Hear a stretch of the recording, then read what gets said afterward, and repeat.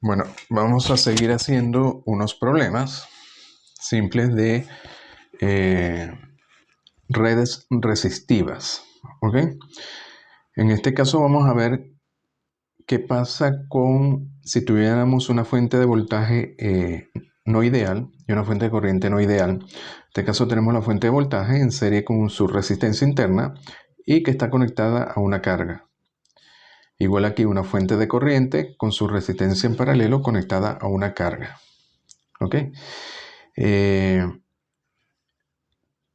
este caso podemos analizar el circuito visto desde AB por la carga, es decir, hallar una curva ILVT. Queremos ver cómo la carga ve a esta fuente de voltaje no ideales.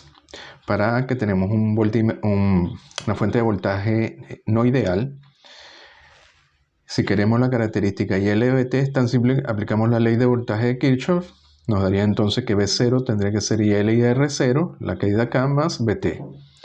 Y despejamos IL en función de VT, ya tenemos aquí la curva ILVT. ¿Ok? Lo primero que vemos que tiene pendiente menos 1 entre R0. Tenemos que si la corriente es 0, en este caso, la corriente de carga IL es 0, el voltaje de salida sería máximo y sería igual a V0 entre R0.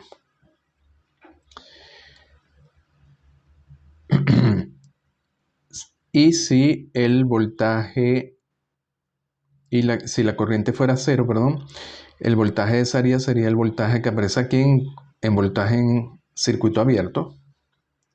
Y si el voltaje VT es 0, es decir, el voltaje cae a 0, que el voltaje que ve la carga cae a 0, tendríamos, esto sería como un corto y por tanto tendríamos que la corriente IL sería como una corriente de cortocircuito y sería igual a V0 entre R0.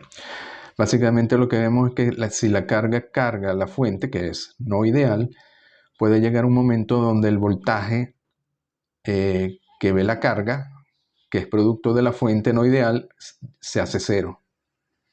¿Ok? Para B es lo mismo, tenemos una fuente de corriente. El análisis de nodo nos dice que I0 tiene que ser igual a IL más la corriente en G0, que es VT-G0. Despejamos IL en función de VT y de nuevo nos da una recta. ¿Ok? También tendríamos el voltaje de circuito abierto, es decir, cuando IL es 0, si hacemos IL 0, este voltaje que vería la carga sería de circuito abierto. Y cuando VT es 0, es decir, como si fuera un corto, la corriente sería máxima y la podríamos llamar corriente de cortocircuito y sería igual a I0. Luego podemos ver que se puede hacer una equivalencia entre ambos casos, porque esto es una fuente de voltaje y esto es una fuente de corriente no ideal, y vemos qué relaciones tiene que cumplir para que ambas fueran equivalentes. Entonces, ¿qué hacemos? Comparamos la ecuación 2 y 3. V0 entre R0 tendría que ser igual a I0, lo cual nos da V0 igual a I0 R0, y menos VT entre R0 tendría que ser igual a G0. ¿Ok? Sería esta parte. Entonces nos daría que G0 tiene que ser igual a 1 entre R0. ¿Ok? Y el voltaje de circuito abierto, que es igual a I0 entre G0, debería ser igual al voltaje de circuito abierto en el caso A, que es igual a V0, que es igual a sería igual a ISC entre G0. Entonces nos queda que el voltaje de circuito abierto sería equivalente a la corriente de circuito abierto por R0. Ahora, a ver, si hacemos que G0 sea igual a 1 entre R0, ¿ok? Y si hacemos que V0 sea igual a I0 por R0, lo que estamos haciendo es que bajo estas condiciones ambas fuentes ejercen la misma influencia o carga sobre el circuito de carga. Es decir, para la carga sería indiferente ver esta fuente de voltaje con V0 R0 o una fuente de corriente no ideal donde G0 fuera igual a 1 entre R0 y 0 fuera igual a B0 entre R0. ¿Ok?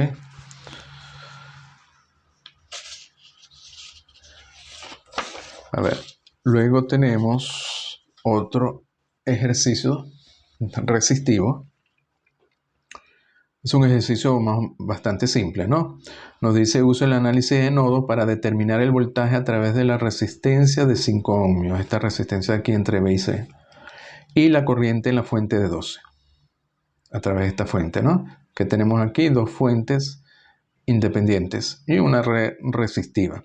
Lo primero que vemos que esta fuente de voltaje en serie con este resistor de 4 ohmios lo podemos hacer la conversión de fuentes y convertirla en una fuente de 3 amperios en paralelo con una de un resistor de 4. O sea, esto sale de 2 entre 4, 3. Y el resistor sería este mismo, de 4. Y esto estaría también entre el nodo A y el nodo D. Este voltaje lo llamamos V sub A, V sub B y este V sub C. Y luego lo que hacemos es el análisis de nodos y planteamos las tres ecuaciones de nodos para el nodo A, para el nodo B y para el nodo C. Ok, eso es bastante simple. Por ejemplo, el nodo C nos daría BC entre 20. Cuando hacemos BC entre 20, recuerda que estamos haciendo BC positivo y la corriente iría saliendo del nodo C. Iría hacia abajo. Ok. Igual acá, BC menos B sub B entre 5. Estamos considerando BC mayor que B sub B.